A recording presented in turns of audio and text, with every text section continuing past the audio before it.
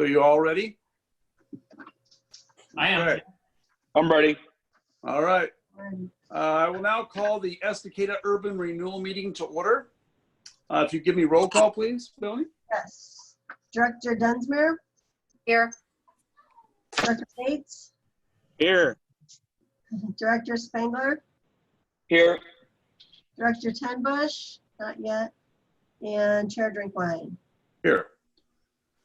All right, we are at the first citizen and community group comments. I don't think there's anybody signed up for this time. So is there anybody on your screen, Melanie? I can't really see it, so. Yeah, there is nobody other than Scott who will speak later. So.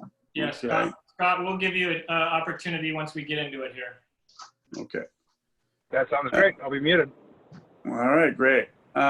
Moving along, we are at the consent agenda. And we have the minutes from June 8th, 2020. Can I have a motion to approve? I move to approve. I have a first. Can I have a second? I'll second. I have a first and second. All those in favor say aye. Aye. Aye. All those opposed? Okay, minutes pass. Now we're at agency business. So it's a large grant application for 301 Southwest Highway 224. And Matt, I will let you take this away. Thank you. And I just realized that there's a typo. It says 2224 in the staff report. So I apologize for that. I'm going to go ahead and share my screen. Melanie, is that okay? Yeah, can you do that on your own? I think so. Okay, try that. Yeah, let's see here. We can share all panelists. Yep. There we go. How's that look? That looks pretty good. Good. Okay. Well, maybe see if I can zoom a little bit here. Oh, they'll have to do. Okay. Well, first, thank you for being flexible and being able to attend a meeting on relatively short notice and on a night that's not our typical night. I think we can probably move through this pretty quickly, but I want to hit the high points and make sure that Scott, the representative from Cascade Utilities, has the opportunity to speak and for you to ask any questions of him and of me. So we'll kind of just move through and use the staff report as a guide. As a quick reminder, we've modified our grant programs. We have a small and a large now and have made both those programs pretty flexible. The applicant really just needs to be able to demonstrate how their project can accomplish the goals of the Urban Renewal Agency with a few other limitations and conditions that are in the grant documents. But you see the bullet points here. These are the things that we're looking for and how we measure sort of a good project versus maybe a mediocre one or one that's just completely ineligible.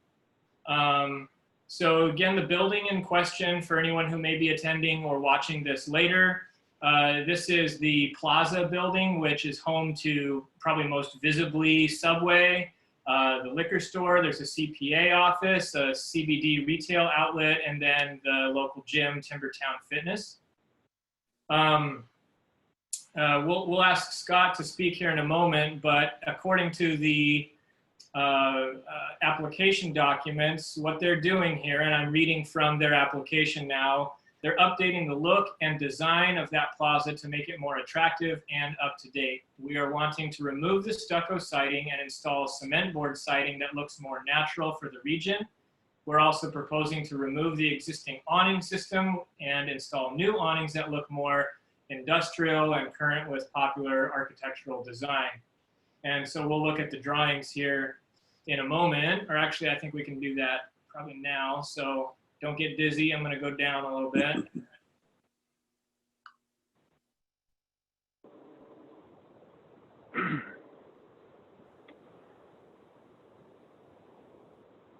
Okay. There you go. So this gives the best visualization of what we might expect.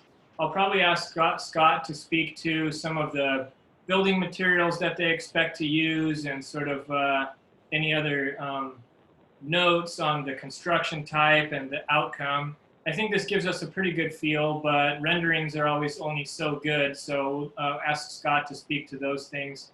If you've driven by the building, you can see that work is already underway and you're starting to get a feel for some of these sort of architectural variations with some bump outs that give some contour to the building, both in depth as well as height. And I think those will be attractive. So I think with that, maybe this is a good opportunity for the directors to ask questions. And if having none, then we'll ask Scott to speak to the project and sort of sell it, as it were. Okay.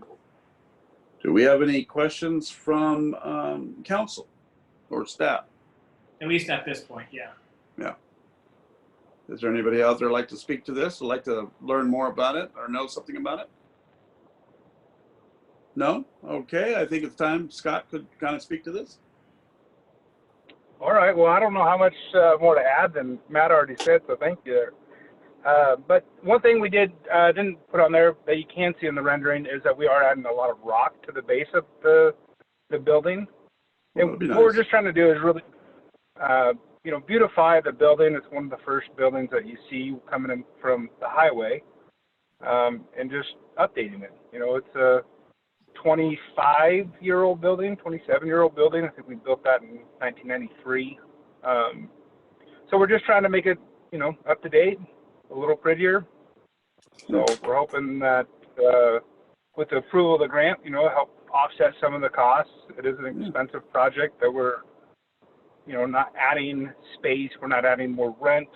So it's just a beautification project, and so we're hoping for a little bit of help. Yeah. Okay. Scott, one question for you. This is more of a curiosity thing. It doesn't really have anything to do with grant eligibility or numbers or anything like that, but the composite wood siding product that we see on some of the bump outs there, is that a natural wood, or is that more of like a synthetic wood siding? I'm just curious. So we're trying to find synthetic. We're trying to stay away from natural composite or natural wood just because of the upkeep and the maintenance and all the staining. So we're looking for a synthetic, cement board that has a pre-stain finish that should be a 25-year, paint. That's the goal.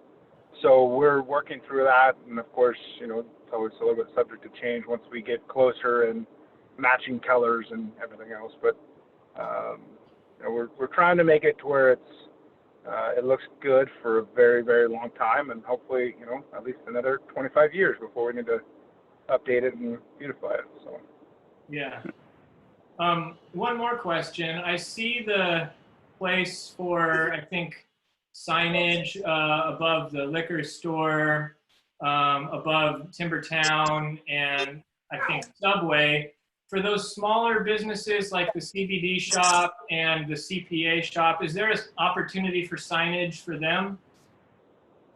Oh yeah, we'll have new signage for everyone, and we're trying to make it to where it makes the most sense. So we'll put, electrical outlets above doors, existing doors, even though there might not be a tenant there. Like Timbertown, it really occupies 3 units. They're 1,000 square foot units. So we'll put outlets above the doors to where if Timbertown ever goes away and we break that into 3 separate units, we can put a separate sign for each one and to be, somewhat future proof.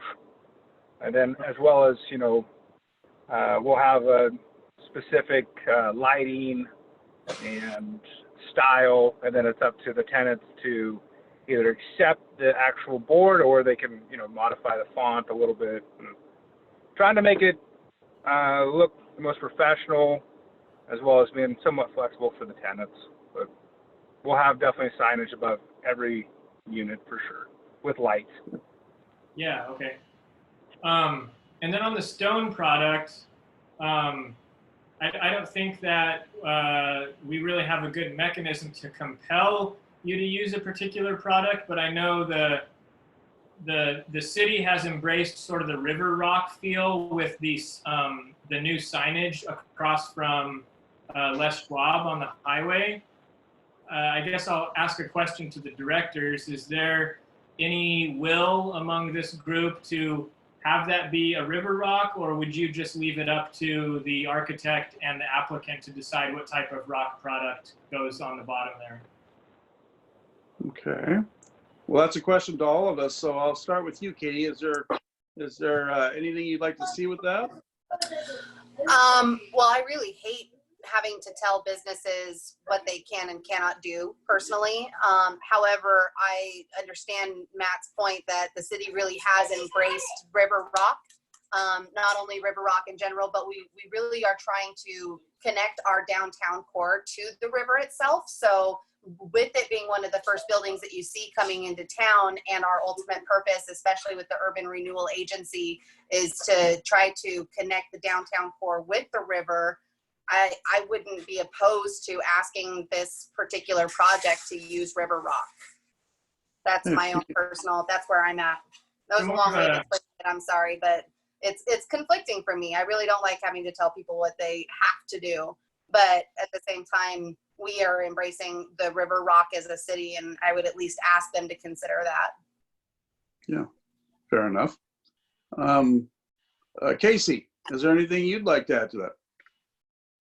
Honestly, I would just, I mean, we've put it on the record that we have the River Rock from the signage to also like the pea gravel River Rock look for downtown on Broadway for the actual sidewalk. So we have that kind of a round look on the rocks already. I would just bring that up to the actual people that are going to be designing it, and hope that they would want to keep it with the design of the downtown core, but ultimately that's their decision. Yeah. Okay, Justin. Hey there, Justin.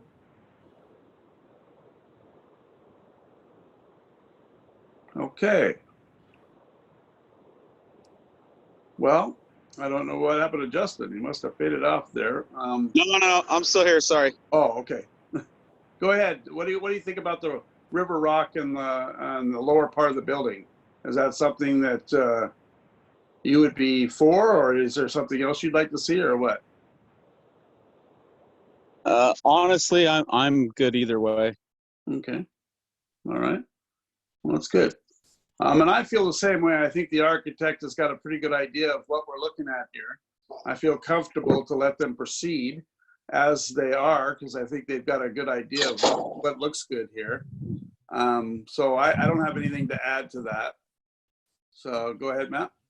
Oh, I'm wondering, Scott may be on mute again, but Scott, do you know if a product has already been selected or if there's still some flexibility?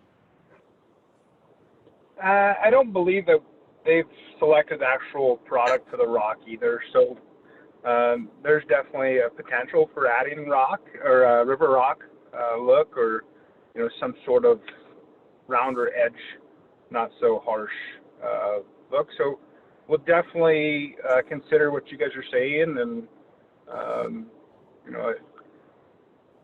not going to say that we will for sure do it, but we'll play that into a factor and definitely consider it. So yeah. I think the architect with this was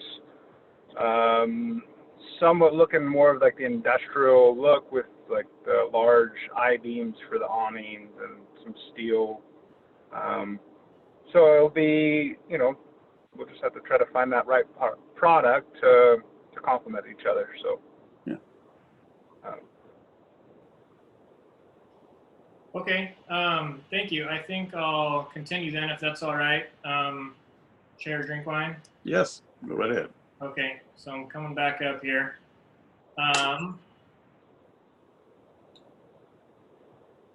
Okay, so I provided a little commentary. I'm not sure how many of you had a chance to read it or not, but the high points are basically that this project probably meets 2 of the stated goals, but not more than that.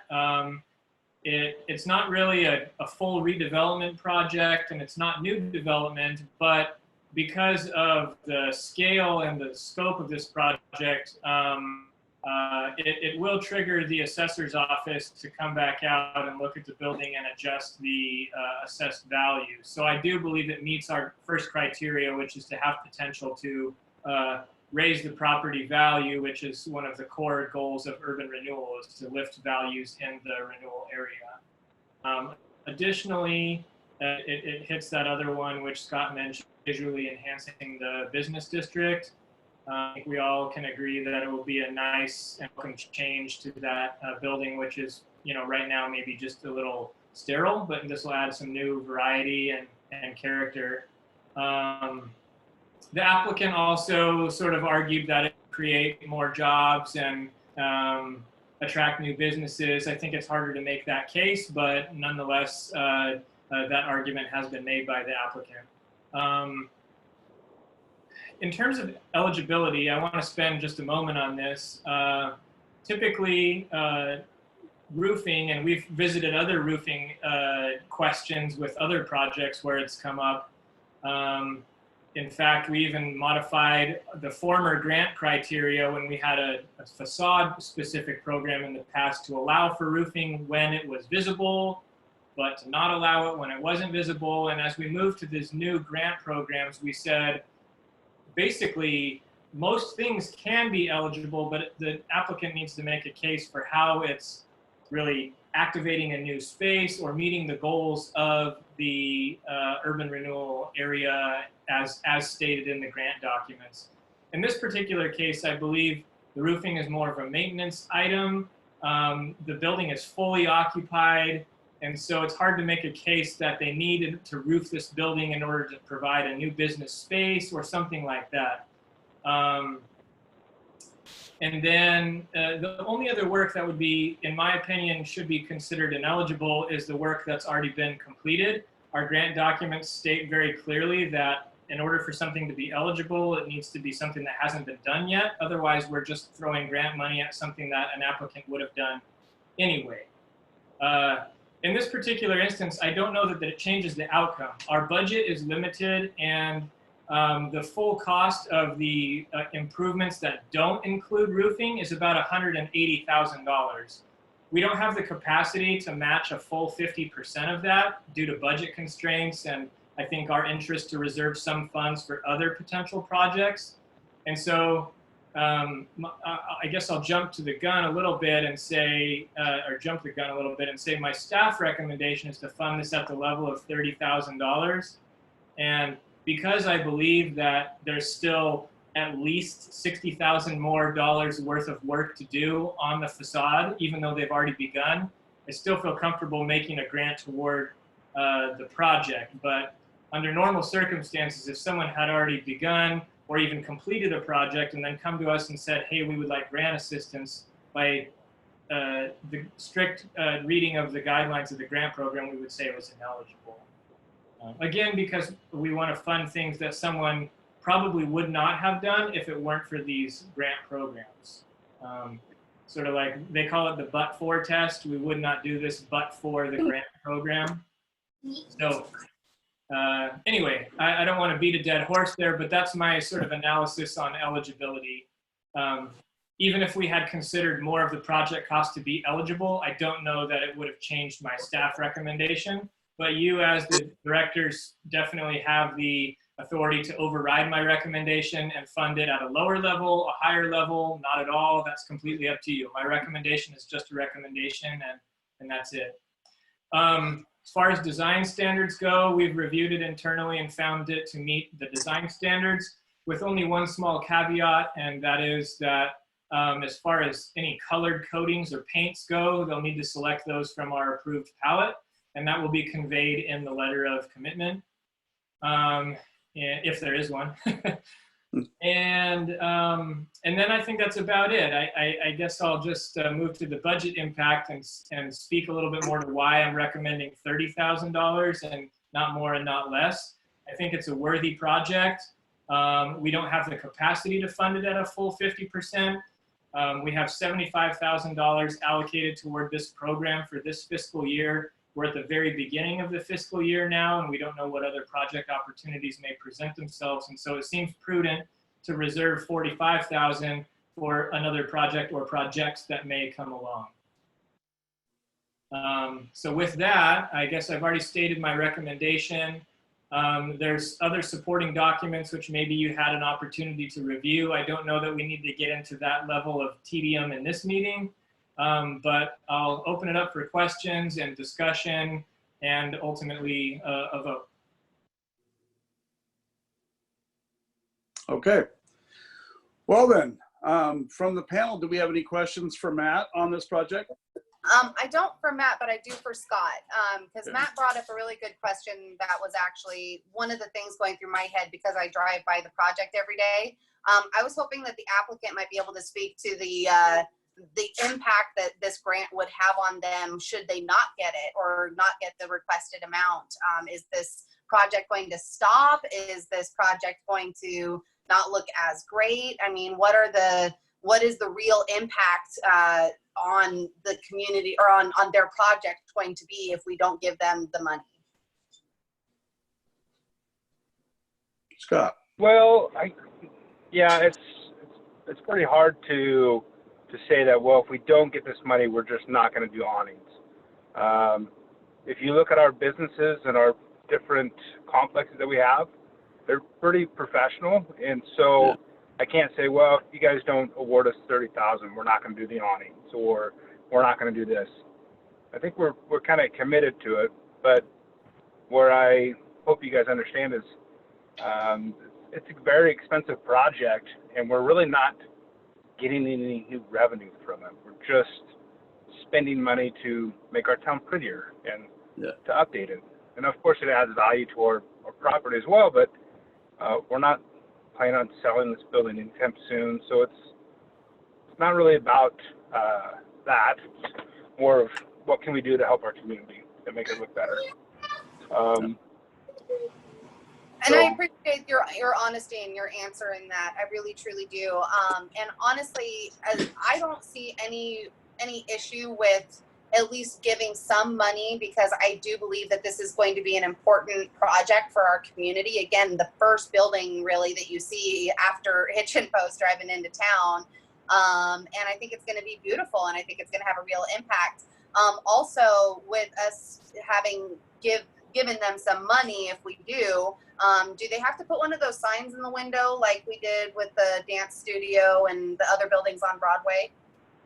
Yeah, that's one of the requirements of the grant, is to put that up while construction is underway. While construction's underway. So really, I think that it would be a really great thing to give them some money, not necessarily because they need it, but honestly because I do believe in the project, but maybe not half of our budget this year. You know, I mean, even 30,000 out of 75,000 is not a lot.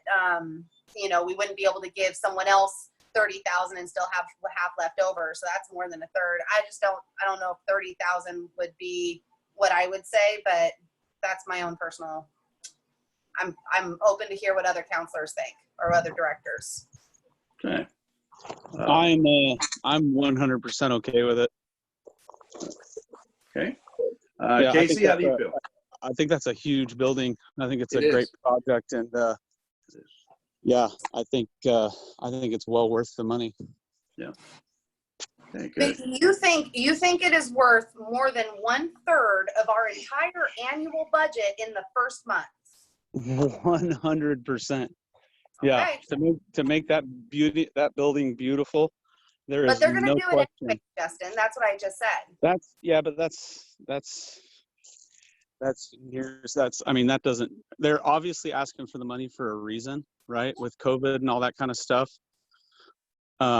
This is a no-brainer for me, to be honest. Okay. Well, we thank you, Justin. And Casey, how do you feel? One thing I think is just, I mean, it's kind of an unfair situation for them right now, since they had already kind of shown their cards and already started kind of developing. So we saw that they were going to continue this project. So you have one that's got the mindset, well, they're going to continue anyways. And so why would we give them money if they're going to use their money and we can save ours to donate to somebody else or to grant to somebody else in the community. However, the thing is this is exactly what the projects that we're here for are, to try to help us like get these appeals for the downtown, and that's pushing more down than the areas that we haven't even looked at. So I'm completely for spending this money now to help out. Okay, thank you. Do we have anybody else who'd like to comment on this before I give my comment? No? Okay, My one last thing. So okay. just to recap, and I guess Matt, I want to recap with Matt too. So this will be, hold on.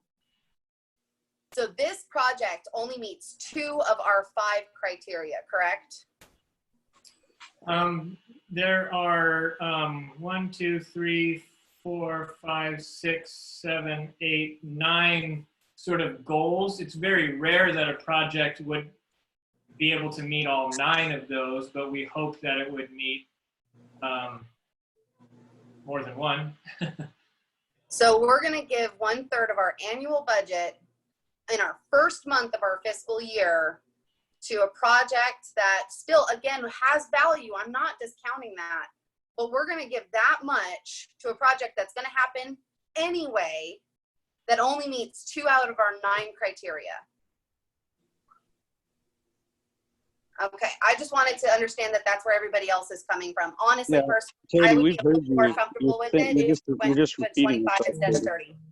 Yeah. Yeah. Yeah. Justin, you wanted to say something? I didn't hear what you said. No, I was just saying, we've already heard this. Yeah. Okay. All right. Well, moving right along. You know, my personal view on this, as a enhancement to the front end of our city, I have to say that I feel this warrants investment. I think it does. It follows into our whole perspective of what we actually looked at and what we talked about making our city. It's the first thing you see coming in. It houses several businesses, so it falls, in my opinion, in line with what we were talking about when we decided to do this grant program. So I have to say, I'm on board with the recommendation that Matt has put forward on this, and that's just my personal opinion, but that's where I feel about this project. So I'd have to say I'm on board with it. Chair Drinkline, would it be okay if I interject one more thought? Oh, most definitely. Okay. I think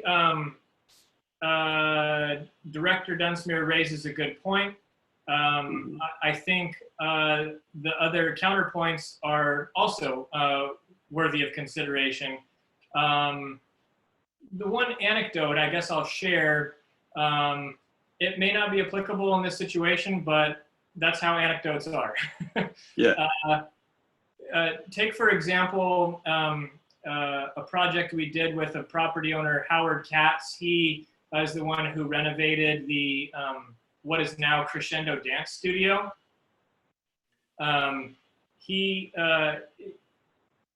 You know, anyone who owns real estate, especially several properties, as Mr. Katz does, as Cascade Utilities does, probably has the capacity to do these projects alone.